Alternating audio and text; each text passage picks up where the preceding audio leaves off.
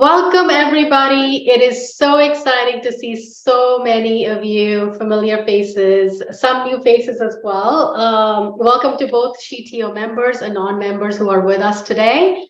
Before we get started, as with all of our events, I want to just quickly introduce SheTO to you, and then I'll talk about the event that we have today for you.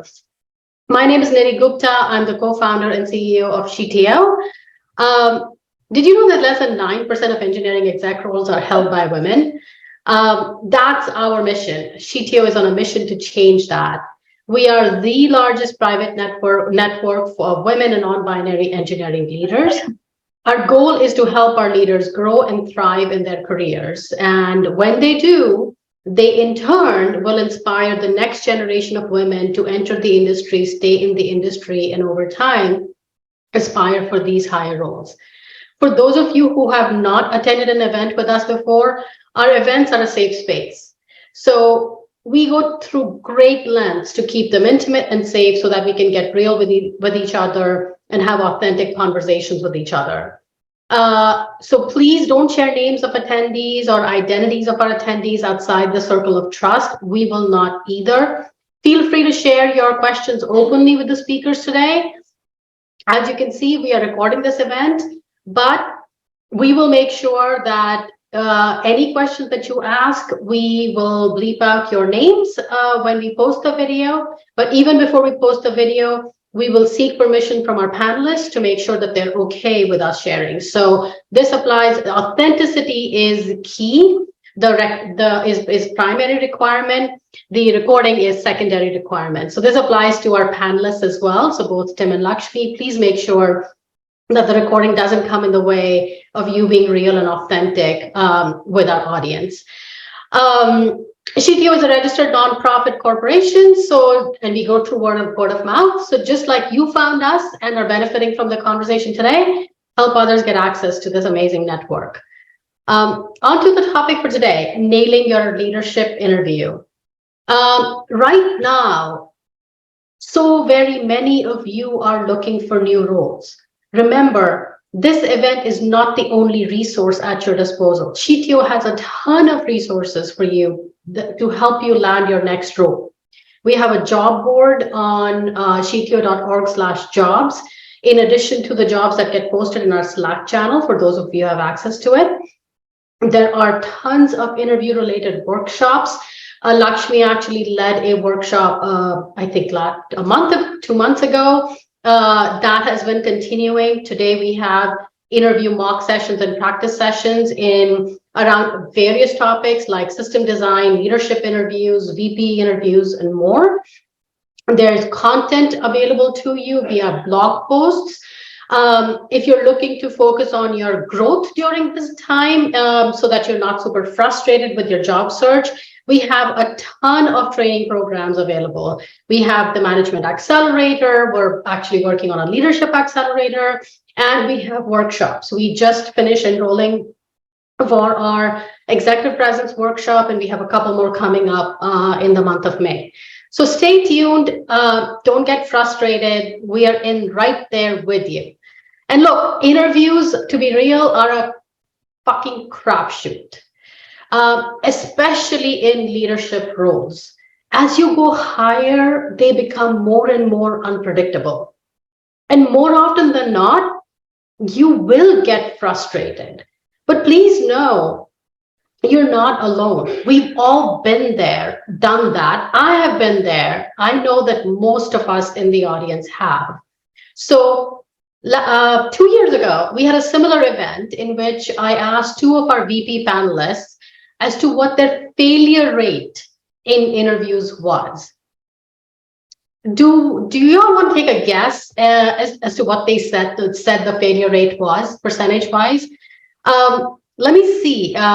If you do, okay, 75%, 80%, 90%, yep. You got it. It is that high. It was 80+%. It's that high. So yes, when I say you are not alone, I truly mean it. And a lot of times you think, what is wrong with me? Why does nobody want to hire me? Trust me, it's not you. So many times there are so many factors that go into nailing that interview and getting that role, that some of these factors are just completely and totally out of your control. So today, in our conversation today, we're going to focus on what is in your control. And our panelists are going to give you some great tips and tricks in nailing your next interview. And then you keep your fingers and toes crossed and hope that everything works out. So with that, I'm going to hand it off to my amazing partner in crime, Sue Nalapita, CTO at Trusted Health, who will be moderating the conversation today. So with that, Sue, I'll hand it off to you. Thanks, Nidhi. Hey, everybody. So good to see a lot of you again. I'm super excited about this chat today. We're going to have an awesome conversation. So just some housekeeping. If you have any questions, don't wait till the end. Feel free to post it in the chat. I will take that and I'll moderate as they come in when the topic of discussion is appropriate. With that, I want to kick off today's session by introducing Lakshmi and Tim. Lakshmi is an amazing, accomplished business leader. She's also an entrepreneur and an angel investor with over 2 decades of experience in the tech industry. And she has built and managed teams all around the globe across startups, scale-ups, publicly listed companies in North America, Europe, Asia, and Australia, which is amazing. She's currently serving as the VP of Engineering at Metadata, a SaaS company that offers a marketing operating system to prominent brands and businesses worldwide. Lakshmi is passionate about coaching, mentoring business leaders, and empowering women to pursue their careers in technology. And she says, with the right support, she firmly believes that any woman can unleash her potential and make a significant impact on the world, rising to the heights of a great leader, entrepreneur, and a board member. Lakshmi shares her insights on technology and leadership through her writing on both Medium and Thrive, if you want to follow her. Lakshmi, welcome to the conversation today. Nidhi, can we unmute?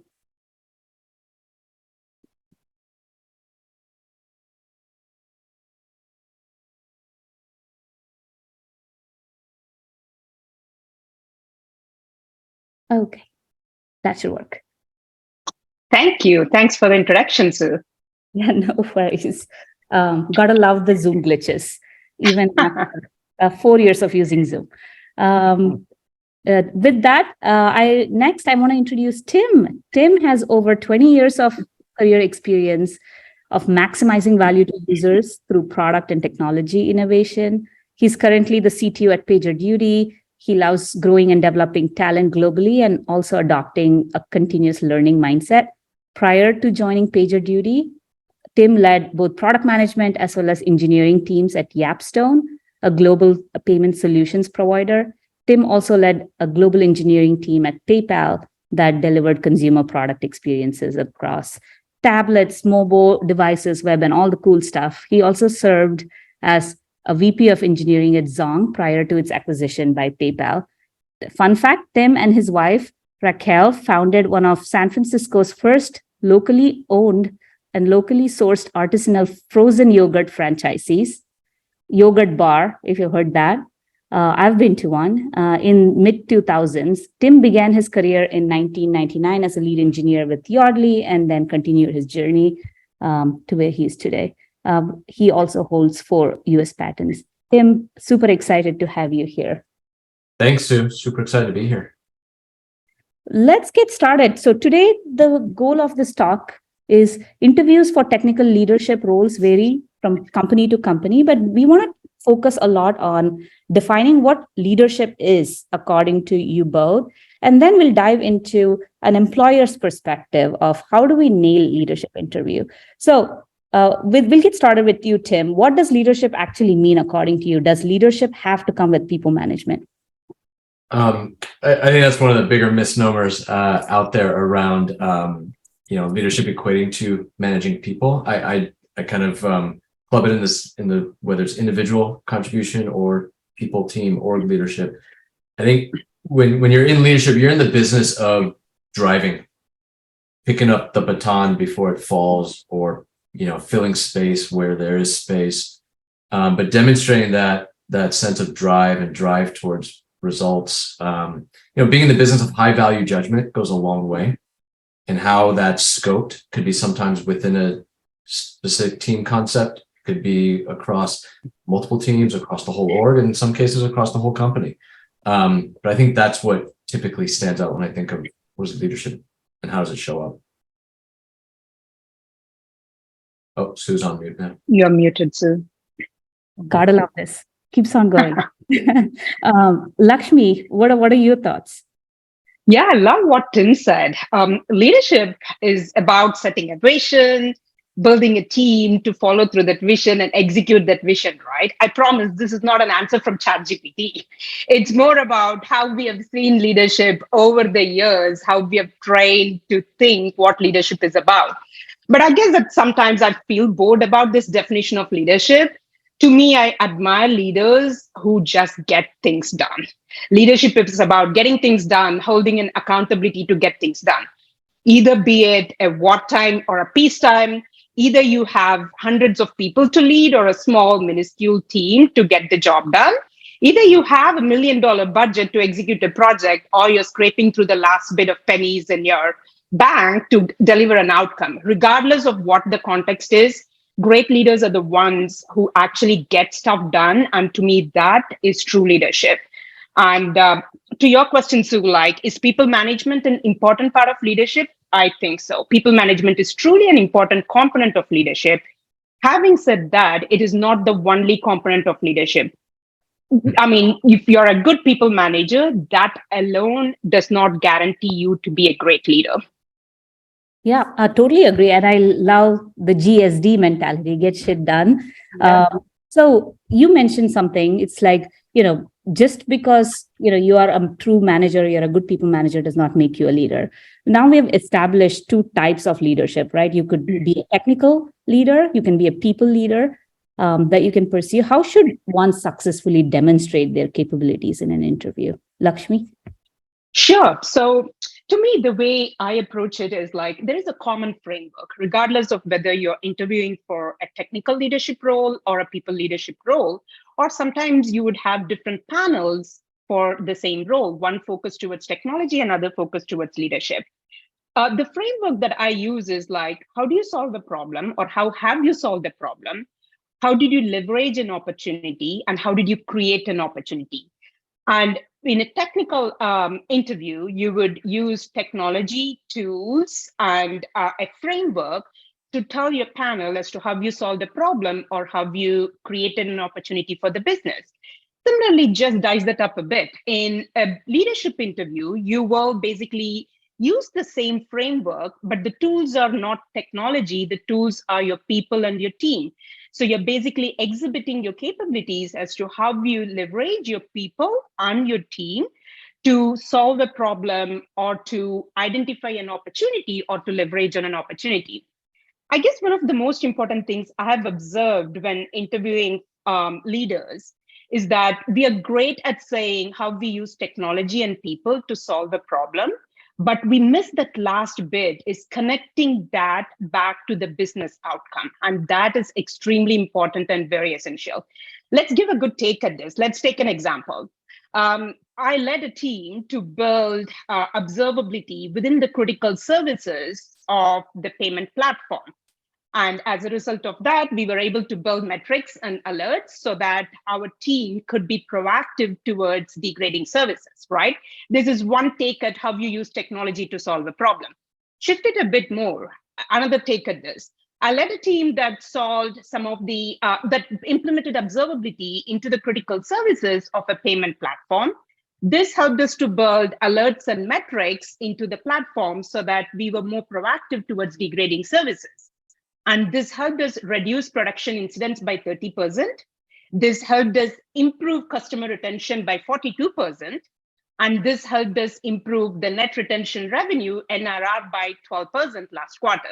Now think about it. You solve the problem, and then you're connecting it to the business outcome of the problem. Even better, This helped us improve our developer productivity because your on-call fatigue greatly reduced. I'm sure Tim can attest to this as to how on-call fatigue is a great developer productivity detractor. So your technology problem not just solves a business problem, it also makes your people efficient. I think it's important to be able to identify good stories that can talk about the problems you solve and how you leverage solving those problems to the business outcome. And that goes a long way to showcase you as an effective leader. Awesome, Lakshmi. I love those examples. You're right. Even Tim talks about maximizing value to the users. It's like business context is super important, and the impact is super important. If you just say, I want to maximize engineering productivity without really tying it to a business impact, people won't understand, and you want to be able to explain it. With that, Tim, you interview a lot of senior leaders. When we discussed, you talked about how it's important for great leaders to be consumer enthusiasts and build those customer relationships. And you also meet a lot of stellar candidates. What do you think makes a few people really stand out as you interview them? A couple of things, probably a handful of things really stand out typically. I think how one, interview setting is one of those, it's an awkward setting at the end of the day. It's a limited period of time. You're feeling a lot of pressure, right? And you also want to be able to show up well, right? And be able to almost like predict what's the person going to ask them. I think what tends to, really separate, those that have demonstrated a track record versus those that are just like in the activity, almost hamster wheel, right? And the demonstration of the track record shows up in terms of the impact. How do you describe it? A lot of what Lakshmi has already talked about. How do you describe the impact that you had, and what role did you play in it? Right? Did you help determine the end outcomes with the measures and the results, et cetera? Do you understand the second and third order effects of things? How do you, for example, whether it's a goal-based framework like OKRs or other ones, how have you approached that? Do you just take the orders, or do you play an active role in shaping that?